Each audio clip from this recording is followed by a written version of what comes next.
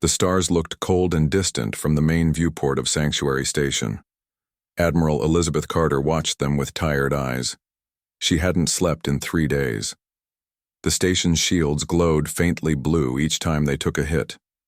The attacks were getting stronger and more frequent. "Shield status," she said, her voice steady despite her exhaustion. 17% and dropping, Admiral," replied Commander John Williams. He wiped sweat from his forehead.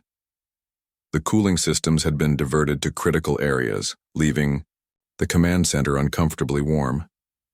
Carter nodded. She had expected this. The Draconian Empire had been pushing them back for months. Sanctuary Station was the last major stronghold in this sector. If it fell, thousands of refugees would have nowhere to go. The Alliance had already lost too many worlds to count. "The civilian ships?" she asked. "Most have jumped to safety. 3 transports remain in the docking bays. They'll be loaded and ready to launch in 20 minutes, Williams answered. On the large display screen, red dots represented Draconian warships. There were dozens of them, forming a half circle around the station. At the center of the formation, a massive flagship glowed brighter than the others.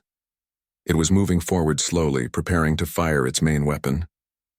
"The Annihilator is charging its primary cannon," reported Officer Kelly Ross from the sensor station. Her fingers moved quickly over the controls. "Energy readings are off the charts. Our shields won't hold against a direct hit." Carter closed, her eyes briefly. She had known this day might come, but that didn't make it any easier. "Send the emergency distress code. All remaining personnel to evacuation points." She paused.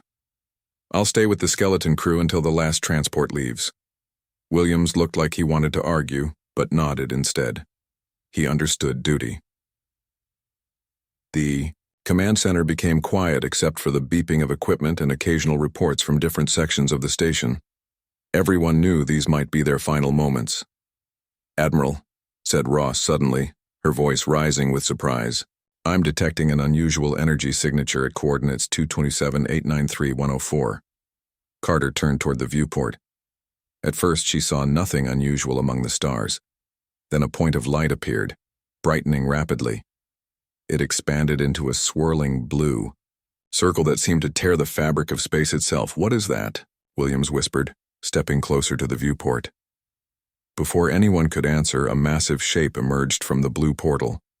It was a ship, but unlike any they had seen before. It was dark gray with angular sections and what appeared to be weapon systems covering its surface. It was nearly twice the size of the largest Alliance cruiser. Strange markings covered its hull, and across its side, clear lettering spelled out USS Constellation. "Is it Alliance?" asked Williams. Though he already knew the answer, Carter shook her head slowly. "No ship like that exists in our fleet." She turned to communications. "Try to contact them, all frequencies." The communications officer worked at his station.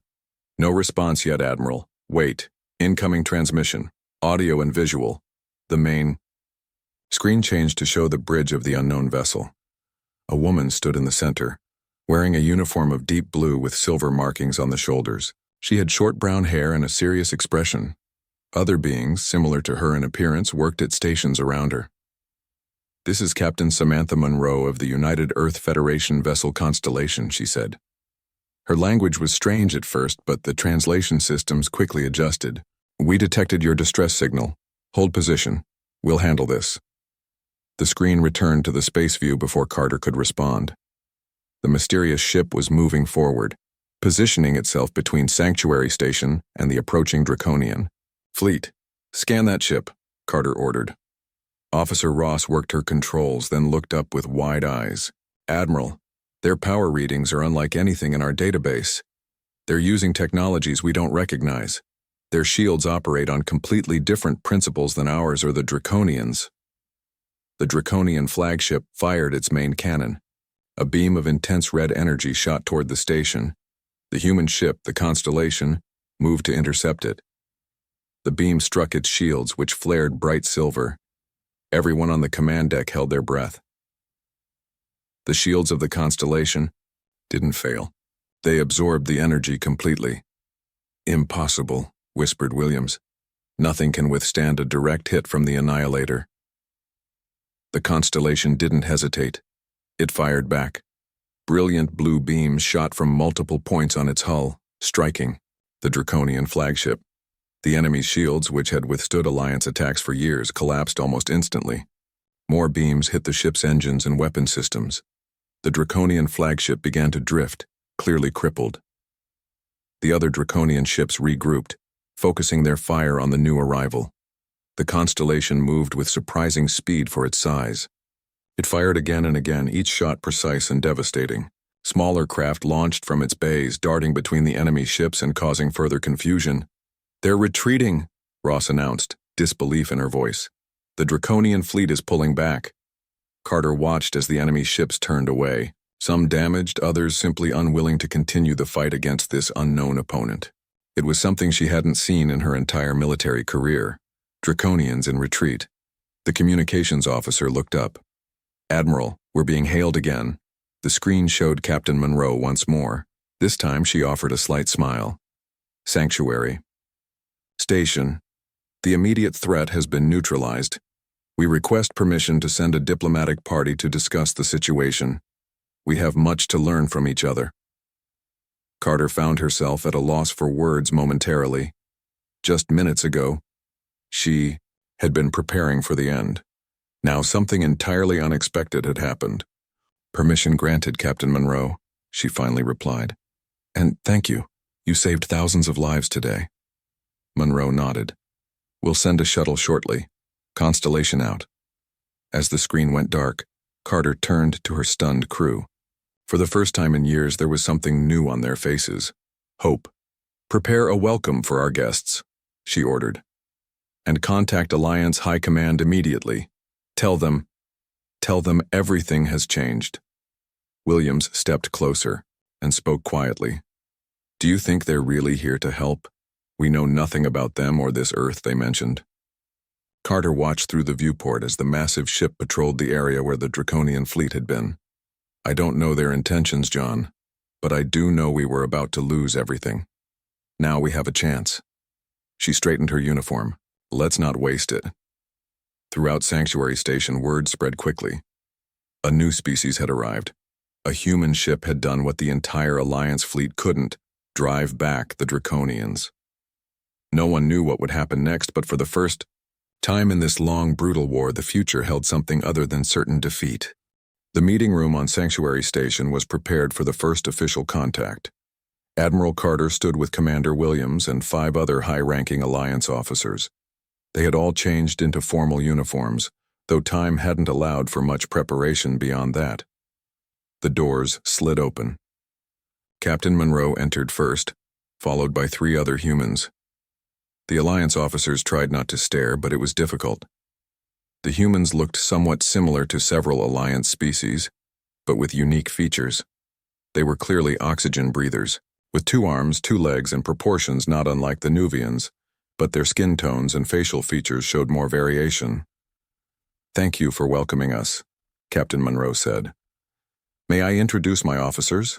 This is Executive Officer Alan Freeman." She gestured to a tall man with dark skin and a serious expression.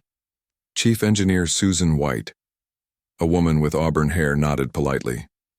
"And Security Chief Daniel Martinez." The 4th human, a broad-shouldered man, gave a slight bow. "Admiral." Carter stepped forward.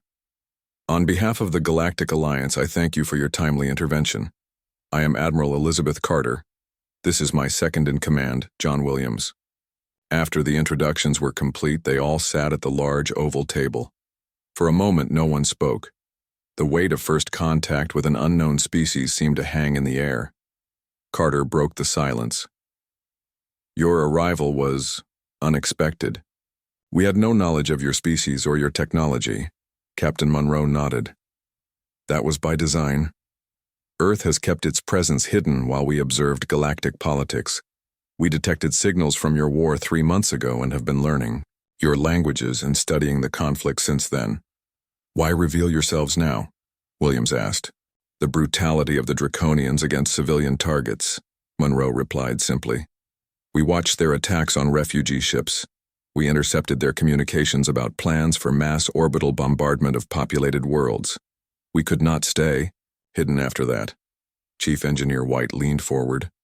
We've been developing our technology independently. Our approach to space travel, weapons, and defense systems followed a different path than either yours or the Draconians. How long has your species been traveling in space? Asked Carter. We achieved faster-than-light travel only 40 years ago, Monroe said. This statement caused murmurs among the Alliance officers.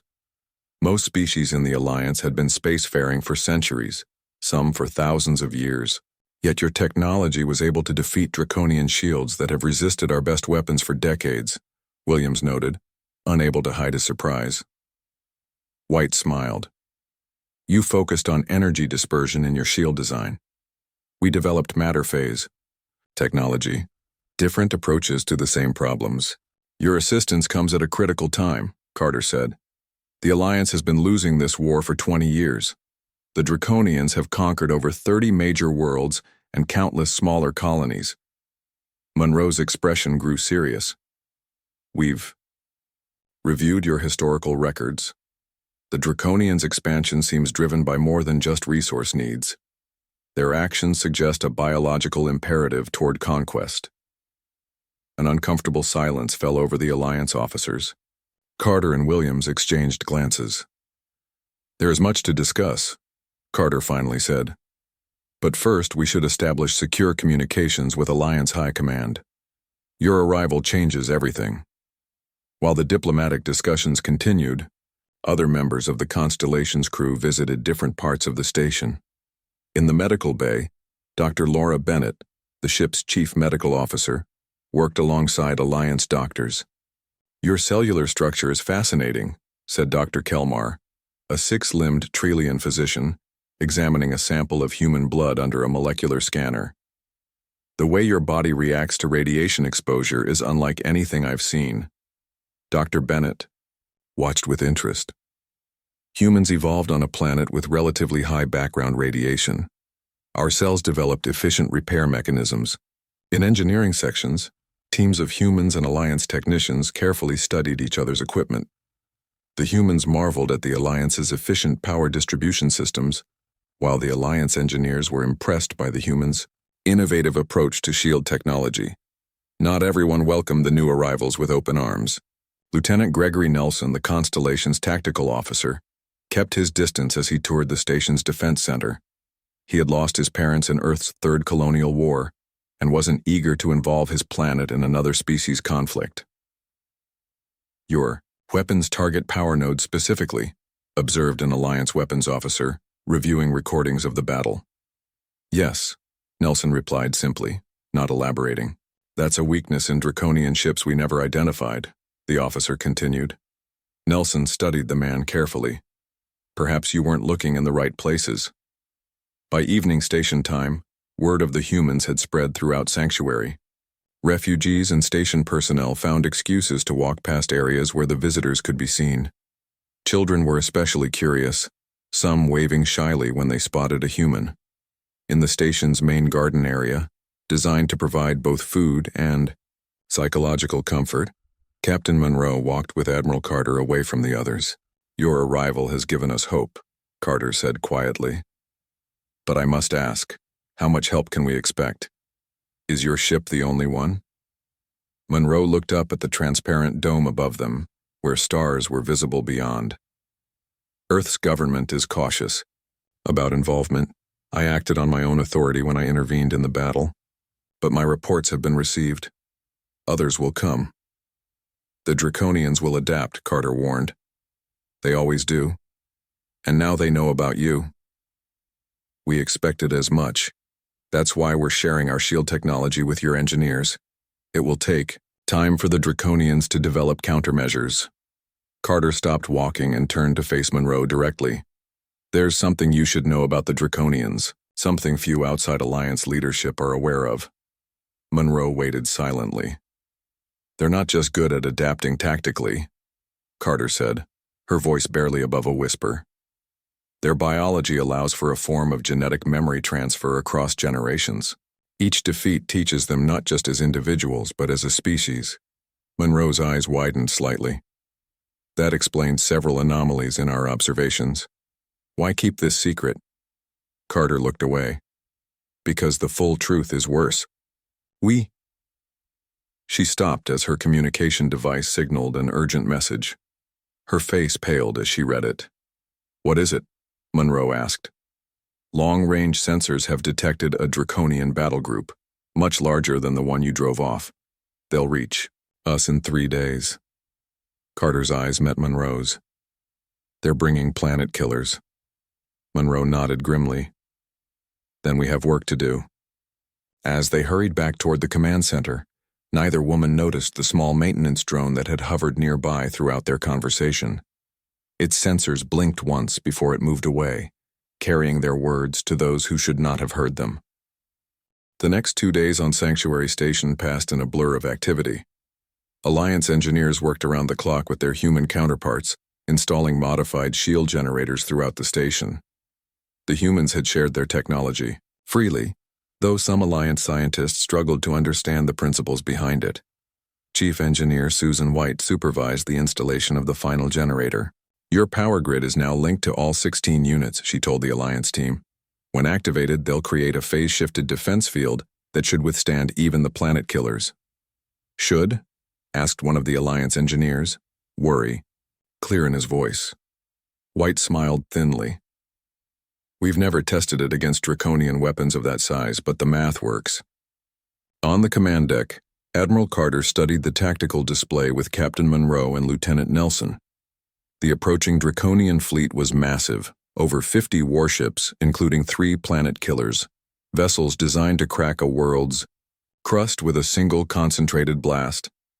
Even with your shield technology, we can't hold against that much firepower for long, Carter said. Nelson pointed to a section of space near the station. We need reinforcements. All nearby Alliance forces are either destroyed or pinned down defending civilian worlds, Williams replied. We're on our own. Monroe's communication device chimed. She checked it and her expression brightened. Not anymore. The portal is opening. They all turned to the main viewport. A swirling blue vortex appeared in space, identical to the one that had brought the constellation days earlier. This time, not 1 but 5 human vessels emerged. The largest bore the name USS Endeavor on its hull. Admiral William Hayes has arrived with our battle group, Monroe explained. The Earth Federation has authorized limited intervention. Relief spread through the command center. The human ships moved into defensive positions around the station, their massive forms dwarfing most Alliance vessels. Within an hour, Admiral Hayes had boarded Sanctuary Station. He was older than Monroe, with gray hair and a stern expression.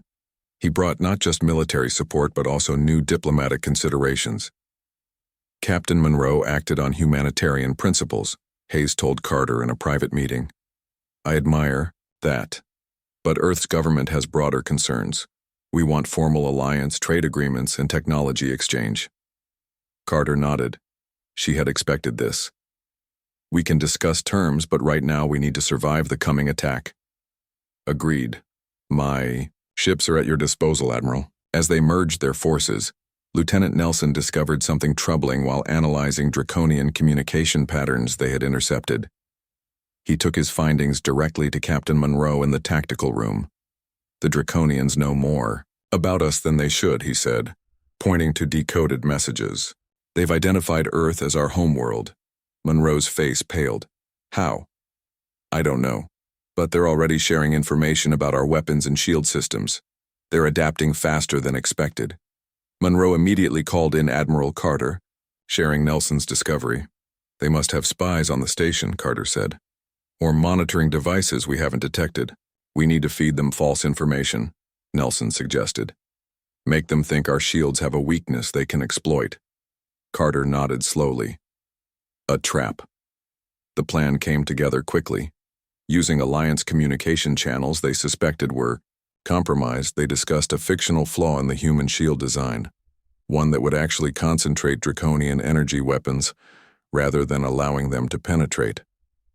By the time the draconian fleet arrived, all civilians had been moved to the station's core sections. Military personnel manned battle stations. The human ships formed a protective ring around Sanctuary, their weapons charged and ready. The Draconians made no attempt to communicate. Their lead ships opened fire immediately, targeting the station with concentrated energy beams. The new shields flared silver blue as they absorbed the attack.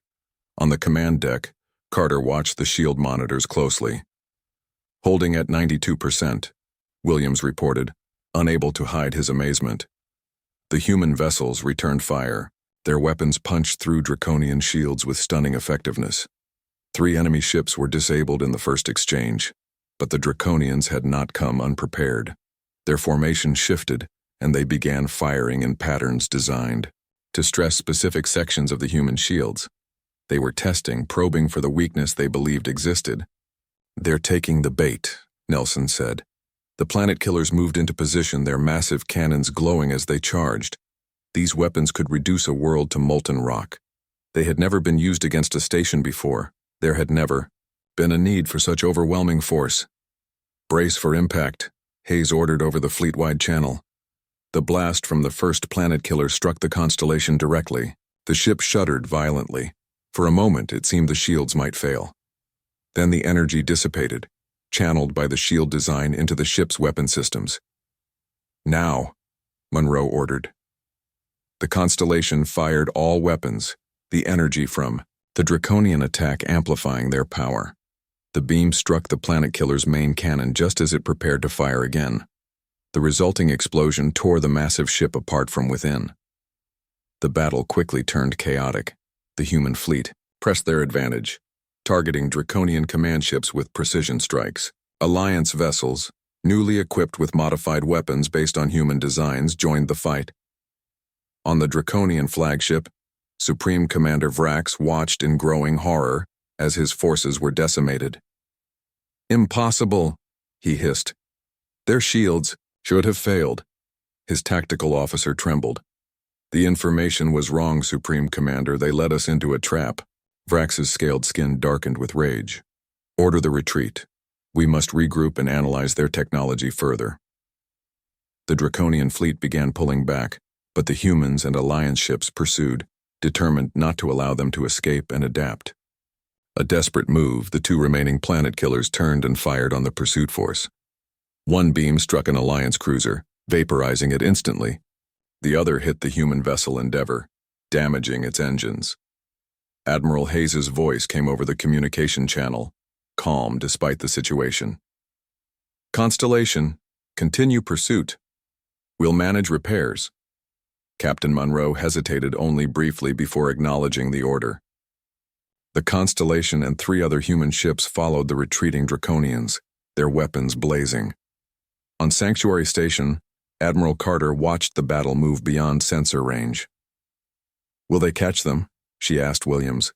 "If anyone can, it's the humans," he replied. "I've never seen ships move that fast." Hours later, the Constellation returned. The ship showed battle damage, scored hull plates and darkened sections where weapons had struck, but it had survived. Captain Monroe reported that most of the Draconian fleet had been destroyed. A few ships had escaped by jumping to faster-than-light travel. "It won't take them long to report what happened here," she warned during the debriefing. "They'll adapt their tactics and weapons." "Then we need to strike while we have the advantage," Admiral Hayes said. His ship had been repaired enough for basic operations. "Take the fight to their territory for once." Carter considered this. For 20 years, the Alliance had been on the defensive, losing ground steadily. The idea of pushing into Draconian space seemed almost unthinkable, until, now, a counteroffensive, she said, tasting the unfamiliar word. "Yes, it's time." As the human and Alliance leaders planned their next move, Lieutenant Nelson stood apart, troubled by a question no one had answered. How had the Draconians learned about Earth so quickly? Someone had betrayed them, someone with access to sensitive information, and until they found the traitor, any plan they made could be compromised. 2 weeks after the battle at Sanctuary Station, the combined Human Alliance fleet pushed deep into Draconian territory. They had liberated 3 occupied worlds and destroyed numerous enemy outposts. The Draconians were falling back, unable to counter the human shield technology and weapons. Lieutenant Gregory Nelson stood in the observation lounge of the Constellation, staring at the stars. The ship had taken damage in recent battles but remained operational. Engineers worked constantly to repair systems while the crew rotated through combat shifts. Captain Monroe entered the lounge, noticing Nelson's troubled expression. "What's on your mind, Lieutenant?" "It's too easy," Nelson replied without turning.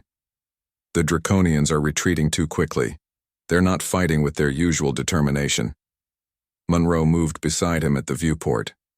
"Admiral Hayes believes they're regrouping, gathering their forces for a major counterattack. Maybe. Or they're leading us somewhere."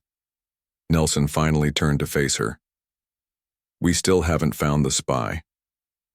Despite thorough sweeps of Sanctuary Station and all Alliance vessels, they had discovered no evidence of who might have leaked information about Earth to the Draconians.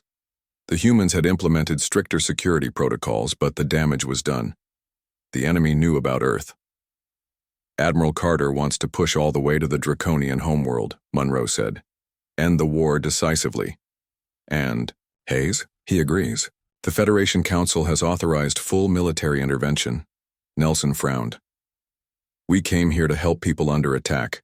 Now we're planning an invasion of our own." "It's not the same," Monroe insisted.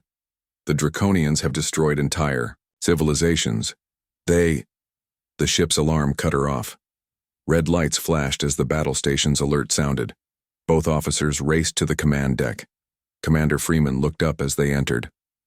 Long-range sensors detected a massive energy surge in the Proxima system. "The Alliance colony there is under attack." "Show me," Monroe ordered. The main screen displayed a distant star system. Data scrolled beside the image, showing unusual energy readings. "Those patterns don't match any known Draconian weapons," Nelson said, scanning the data. "The colony has gone dark," Freeman reported. "No communications getting through." Monroe made her decision quickly. "Set course for Proxima, maximum speed. Alert Admiral Hayes that we're breaking formation to investigate." The Constellation jumped to faster-than-light travel, its engines pushing to their limits. They reached the Proxima system 3 hours later. "What?" They found shocked even the most experienced officers. The colony planet was surrounded by a strange energy field. Hundreds of small Draconian ships moved through the field, protected by it while they methodically bombarded the surface. "Analysis?" Monroe demanded. "It's like nothing we've seen before," replied the science officer. "The energy signature contains elements of our shield technology, but twisted, modified." Nelson stepped forward. "They've adapted. They studied our technology and found a way to use it against us." "Can we penetrate that field?" Monroe asked. "Not with our weapons at current settings," the tactical officer replied. "The field would absorb and redirect the energy." Nelson studied the readings carefully. "There's a pattern to the field modulation. If we adjust our weapons to fire precisely out of phase—" "Do it," Monroe ordered. As they worked to modify their weapons, a distress signal broke through the interference. The colony's defense commander appeared on screen, his image breaking up. "Thousands of civilians, shelters failing, new weapon technology, cannot hold, please." The transmission cut off. Monroe turned to her crew, determination in her eyes. "We don't have time to wait for the fleet, we're going in." The Constellation approached the energy field, weapons reconfigured based on Nelson's calculations. They fired a single concentrated beam at a specific point in the field. For a moment, nothing happened. Then a small hole appeared in the shimmering barrier. "It worked," Nelson exclaimed. "But it won't stay open long. Full speed ahead," Monroe ordered. "Target those ships as soon as we're through." The Constellation plunged through the opening, the field crackling against its hull as the gap closed behind them. Inside, they faced dozens of Draconian vessels that immediately turned to attack. "Fire all weapons," Monroe commanded. The battle was intense in close quarters. Without room to maneuver properly, the Constellation took heavy damage. Engineering reported shield failures on multiple decks. Casualty reports came in from throughout the ship. Chief Engineer White's voice came over the communication system, strained and urgent. "Captain, they're targeting our engine cores specifically. They know exactly where to hit us. How could they know our precise design? Freeman wondered aloud. Nelson looked grim. Someone gave them our ship schematics. Despite the damage, the Constellation's superior firepower destroyed many of the smaller Draconian ships. The energy field began to fluctuate as the projector vessels were eliminated. Monroe opened a channel to the colony below. "This is Captain Monroe of the Earth vessel. Constellation. We're trying to break through the Draconian attack force." "Hold on down there." A weak response came through. "Captain, they're not just bombing us, they're landing troops, they're taking people." Monroe and Nelson exchanged alarmed looks. The Draconians had never taken prisoners in this war. They killed, or simply conquered. Why would they start capturing people now? Freeman asked. Before anyone could answer, the ship rocked violently. A Draconian cruiser had emerged from behind one of Proxima's moons, firing directly at the Constellation's command section. "Evasive action!" Monroe shouted as consoles exploded around them. The ship responded sluggishly, its damaged systems struggling. The Draconian cruiser fired again, this time hitting the main engines. "Engine cores 1 and 2 are offline," White reported. "We're losing power." The situation looked dire when suddenly the space around them lit up with weapons fire from a new direction. The Alliance cruiser Defender had arrived, followed by 2 human ships. "This is Admiral Carter. Hang on, Constellation. We've got you covered." The reinforcements engaged the Draconian forces, drawing fire away from the damaged Constellation. With the pressure relieved, Monroe ordered a strategic retreat to repair their most critical systems. "We need to get word to Hayes," she told Nelson, as damage control teams fought fires on the lower decks. "The Draconians have adapted to our technology much faster than we expected, and they're taking prisoners for some reason." Nelson nodded, his earlier suspicions confirmed. "This changes everything. If they can neutralize our technological advantage, then we need to find out why they want those prisoners." Monroe finished his thought. "And we need to find the spy who's been helping them." As the Constellation limped away from the battle, protected by Alliance ships, Monroe stared at the colony below. Something had changed in the war. The Draconians weren't just fighting to conquer anymore. They had a new purpose, one that somehow involved capturing humans and Alliance members alive. And deep in the ship's damaged systems, a small transmission device activated, sending out a coded signal that contained the Constellation's current status, damage reports, and, most critically, the planned rendezvous coordinates for the main fleet.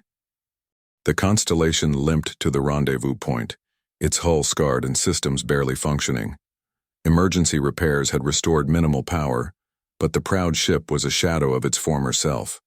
In the makeshift war room, Captain Monroe met with Admiral Carter, Lieutenant Nelson, and other key officers from both human and Alliance forces.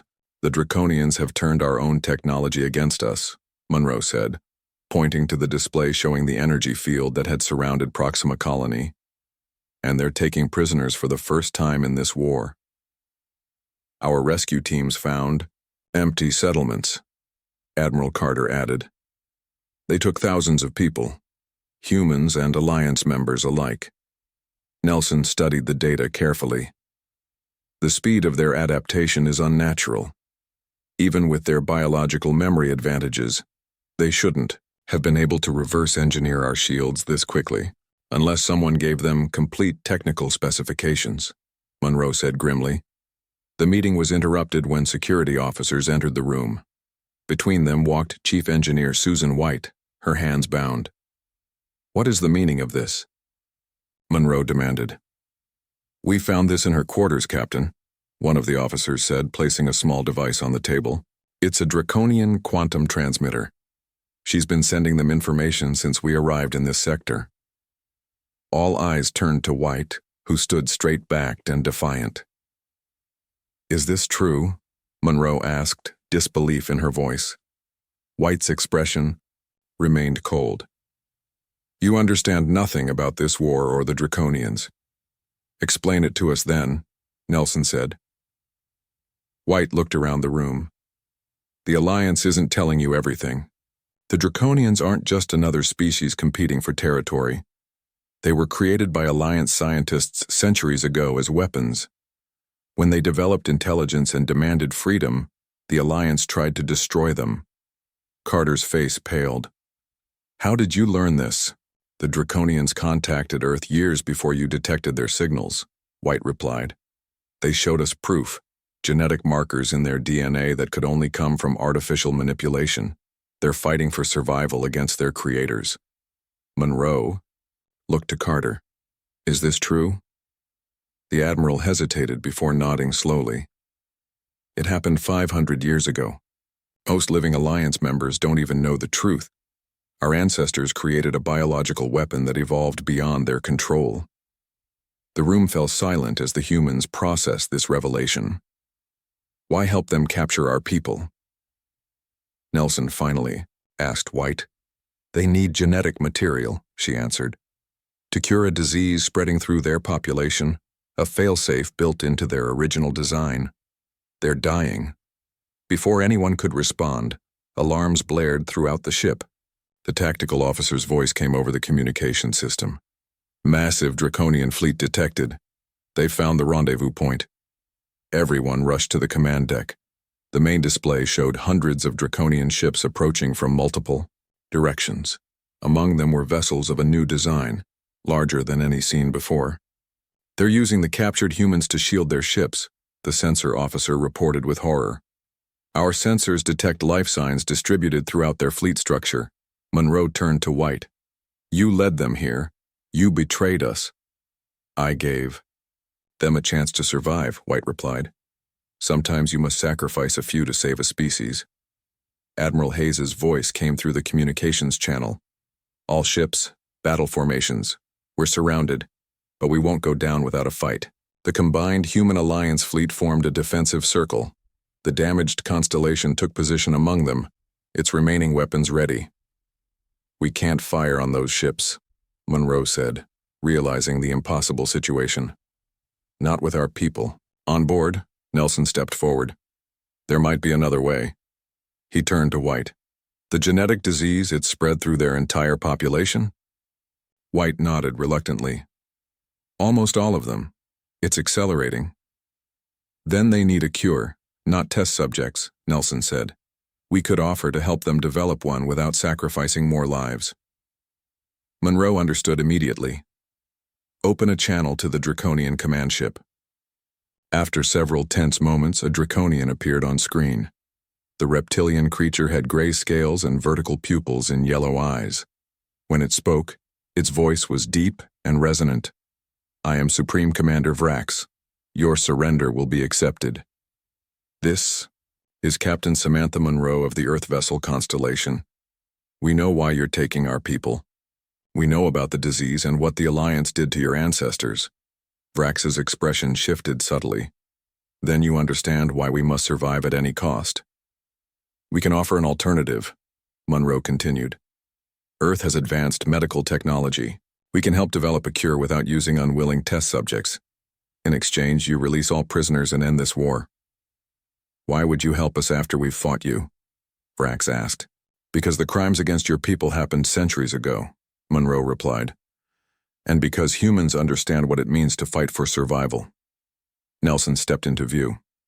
Our medical databases contain information on similar genetic markers to those used in your creation. We might be able to develop a treatment within months rather than years. Vrax was silent for a long moment. How do we know this isn't a deception? We'll provide proof of concept immediately, Monroe said. And as a show of good faith, we'll allow Engineer White to go with you. She believes in your cause. White looked surprised but nodded. After another long pause, Vrax spoke again. Stand down your weapons. We will discuss terms. The next days were tense as negotiations proceeded.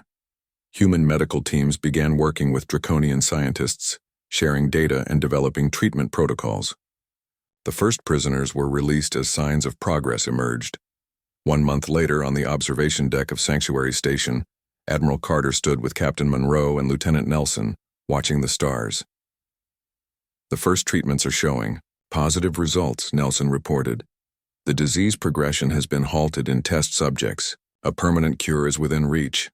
And the peace talks? Monroe asked. Proceeding slowly. Carter replied. 500 years of hatred won't disappear overnight, but both sides are talking instead of fighting. It's a start. What about White? Nelson asked. She'll stand trial for treason eventually, Monroe said. But for now, her knowledge is useful to the medical teams. The three officers fell silent, each lost in their own thoughts about the strange turn the war had taken. What had begun with the unexpected arrival of a human warship was ending with an equally unexpected peace. We came here thinking this was a simple case of good versus evil, Nelson said softly. It turned out to be about survival on both sides. Most wars are, Carter replied. It just takes someone willing to look beyond the fighting to see it. In the distance, a draconian ship passed peacefully by the station, its new trajectory no longer that of an enemy, but of a cautious potential ally. The ship that had changed everything, the battered but proud Constellation, was being repaired in the station's main dock. It would soon return to Earth to report on humanity's first major interstellar intervention, not with news of a glorious military victory, but with a far more complex tale of biology, history, and the difficult path to understanding between different species. And as stars continued their ancient patterns above them, humans and aliens alike looked toward an uncertain but hopeful future, one that none of them could have imagined before a single human warship had arrived at the edge of a battle and changed the course of a war.